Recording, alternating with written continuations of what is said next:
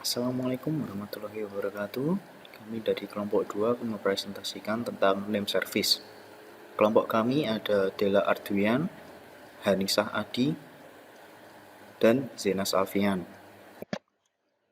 Pokok-pokok pembahasan yang akan kami bahas dalam name service kali ini adalah pengenalan name service, tujuan penamaan, contoh penamaan yang memberikan kemampuan keamanan, jenis nama, struktur nama, yang dibagi menjadi dua, yaitu partial names dan descriptive names. Dan yang terakhir, tujuan fasilitas penamaan. Yang pertama, pengenalan name service. Name service dalam sistem terdistribusi merupakan layanan penamaan yang berfungsi untuk menyimpan naming context, yakni kumpulan binding nama dengan objek. Tugasnya untuk meresolve nama. Name service memiliki konsentrasi pada aspek penamaan dan pemetaan antara nama dan alamat, bukan pada masalah rute yang dibahas di dalam jaringan komputer.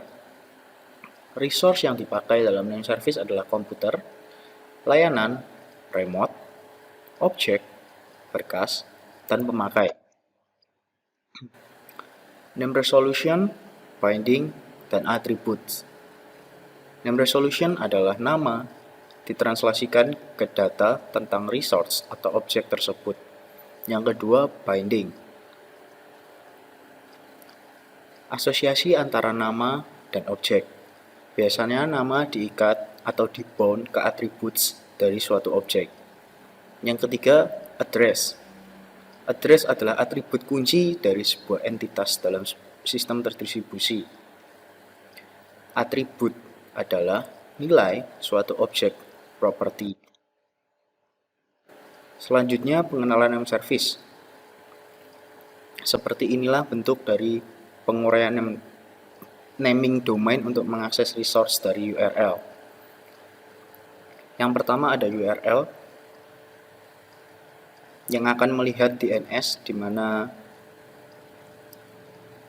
dapat mendapatkan web server dan juga network address.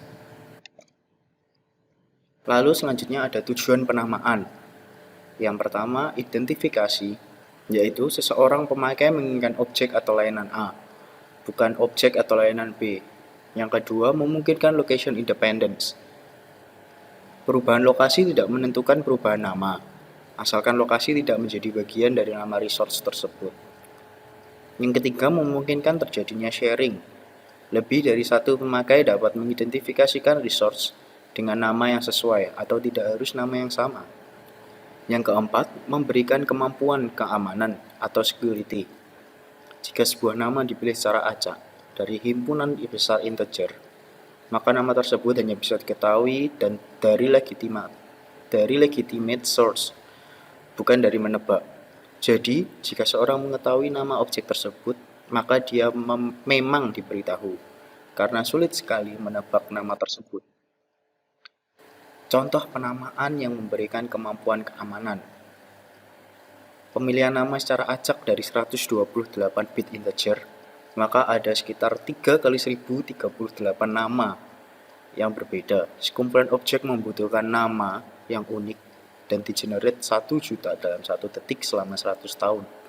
Maka pada akhirnya akan ada sekitar 3 kali 1015 objek atau nama. Proporsi nama yang dipakai jauh lebih kecil dari keseluruhan nama yang tersedia. Probabilitas benar dalam menebak nama objek tersebut adalah 1:1023. Jika dalam 1 detik dilakukan 1 juta tebakan, maka diperlukan sekitar 1010 tahun untuk menebak nama dengan benar. Yang pertama, terdapat pure name. Pure name adalah nama yang tidak perlu diterjemahkan karena pada nama tersebut sudah menunjukkan alamat objek langsung. Contohnya adalah IP. Yang kedua, non-pure name. Nama mengandung suatu informasi, misalnya atribut tentang suatu objek. Contohnya, URL, alamat email, x500 directory service, IOR, atau interoperability object reference. Contoh dari name service. Yang pertama DNS atau domain name service yang dapat memetakan nama domain ke alamat. Yang kedua DNS atau global name service yang memetakan global name ke atribut-atribut dan skalabilitas dapat menangani perubahan. Yang ketiga, X500 Directory Service, yang memetakan nama orang ke dalam alamat suatu email dan nomor telepon. Yang keempat, Genie Discovery Service, yang mencari objek sesuai dengan atribut yang ada. Untuk selanjutnya akan dilanjutkan oleh Hanisha. Saya Hanisha Hadi Sulistiandani. Di sini saya akan melanjutkan presentasi dari Zenas. Penjelasan yang selanjutnya adalah jenis nama. Jenis nama ada dua, yaitu username dan system name. Username dibuat oleh pemakai atau user, merujuk pada suatu objek atau layanan. Terdiri dari strings of character. Contohnya HP 201 untuk pencetak. Kemudian system name, terdiri dari bit string. Internal untuk sistem tidak ditunjukkan untuk manusia. Kemudian lebih compact dari username, sehingga dapat dibandingkan dengan lebih efisien. Kemudian struktur nama. Yang pertama, primitive atau flat name. Unique identifier. Tanpa struktur internal, hanya string of bits. Digunakan untuk perbandingan dengan unit lain. Tidak membawa informasi lain atau pure name. Kemudian sangat berguna dan banyak digunakan karena yang pertama, location dan application independent, sehingga tidak menjadi masalah bagi mobilitas objek. Yang kedua, seragam atau fixed size. Yang ketiga, compact, mudah disimpan, dipas, dan jika cukup besar menjadi sulit ditebak. Yang kedua yaitu partition name atau PN.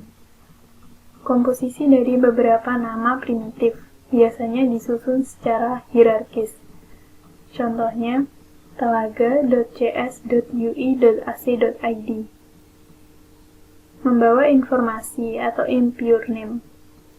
Biasanya tidak secara unik mengidentifikasikan objek. Beberapa nama bisa dipetakan ke satu objek. Yang ketiga yaitu descriptive name atau DN. Daftar atribut yang secara bersama-sama mengidentifikasikan objek secara unik. Membawa informasi atau impure name. DN adalah superset dari PN. Kemudian name context. Name context ada dua, yaitu universal context dan relative context. Universal context. Dimanapun nama digunakan, nama di-resolve dengan cara yang sama. Dapat disalin dari mesin ke mesin dengan bebas. Kemudian relative context. Konteks dependent. Contohnya, A atau B atau C. B atau C resolvable pada konteks A. Sedangkan pada not yang berbeda, A atau B atau C dapat merujuk pada hal yang berbeda pula.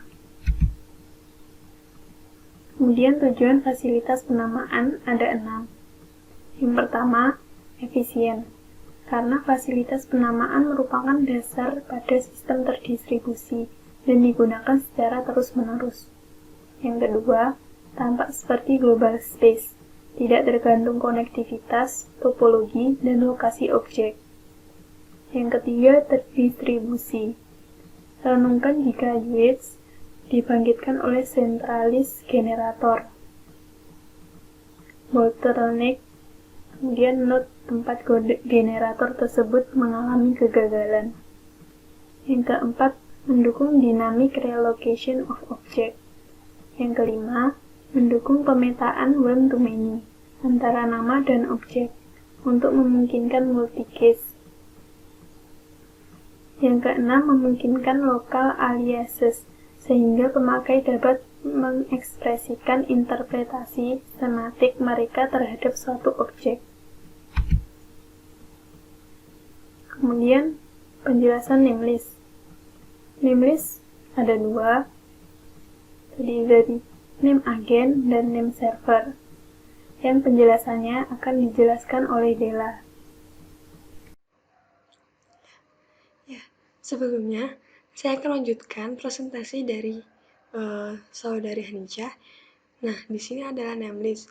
Namelist terdiri dari dua, yaitu name agent dan name server.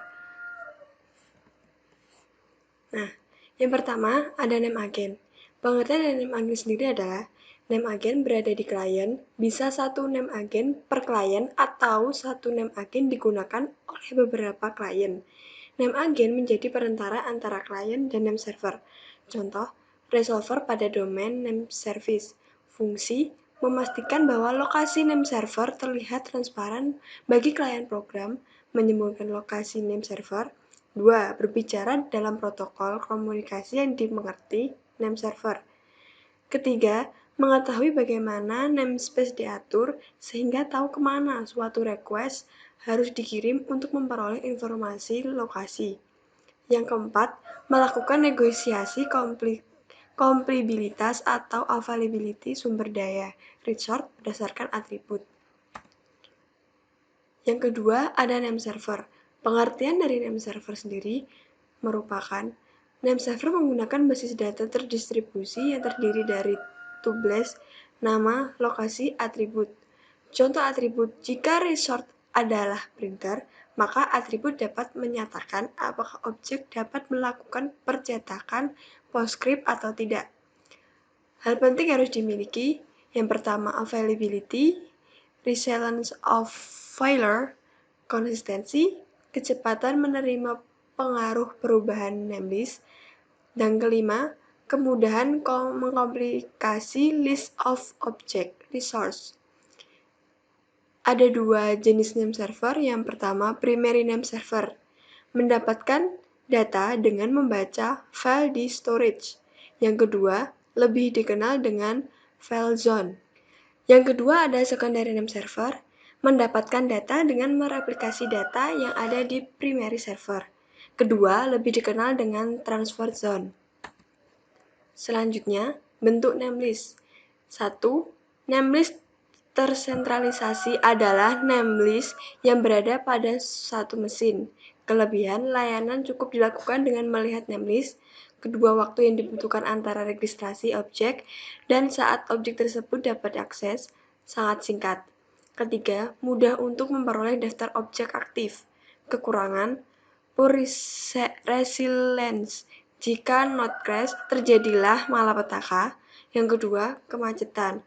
Congestion, membatasi availability. Yang kedua, namelist terreplikasi penuh. Digunakan untuk mengetahui kekurangan namelist tersentralisasi. Yang pertama ada masalah A. Write. Untuk menjaga konsistensi, jika namelist direplikasi, maka setiap perubahan harus terefleksi di semua copy. Yang kedua, bagaimana jika saat perubahan dicatat ada sebagian replika yang tidak dapat dihubungi. Yang kedua, ada read.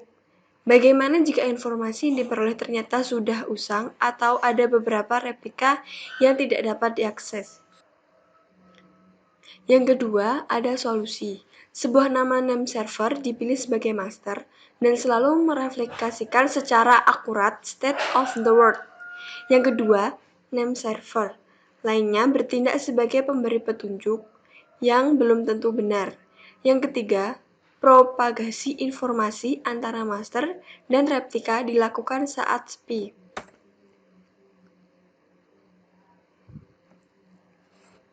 Selanjutnya, yang ketiga, pembahasan mengenai diperlukan beberapa asumsi.